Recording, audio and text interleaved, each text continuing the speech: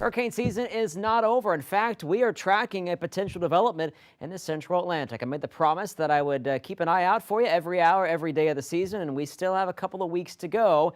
And we now have an area of low pressure that, according to the National Hurricane Center, has a high chance of becoming a tropical system or maybe a subtropical system. Probably has a greater chance of becoming subtropical. That means it's a hybrid of a warm water, cool water system, because it is fairly far to the north, south and east of Bermuda there. Invest 98L is what we're calling it, and model data suggests it will stay out to sea. In fact, something that develops this far out in the Atlantic very rarely ever makes a trip to the west, and so likely only a shipping interest, no interest to the United States. It's well east of Bermuda, but it could quickly become a named storm in the early part of the upcoming work week.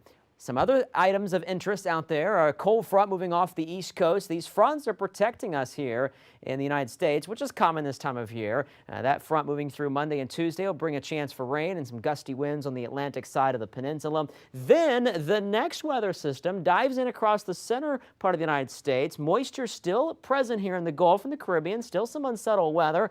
Got to watch this closely. This is as far as I can take future track out for you, but we do have a couple of long-range models suggesting some type of storm would spin up on this front and move up through the southeast and maybe even the northeast. It wouldn't be a tropical system. Water temperatures here are just way too cool, but we'll keep a close eye on that. Could have some travel implications as we get closer to the Thanksgiving holiday. So just to recap, Invest 98L, high chance of development, but no U.S. threat. The Atlantic, for the most part, remains quiet close to home because of the wind shear and the colder water temperatures, but I am going to watch that potential storm coming out of the Gulf or maybe moving up the eastern seaboard on the week of Thanksgiving. Stay tuned for future updates.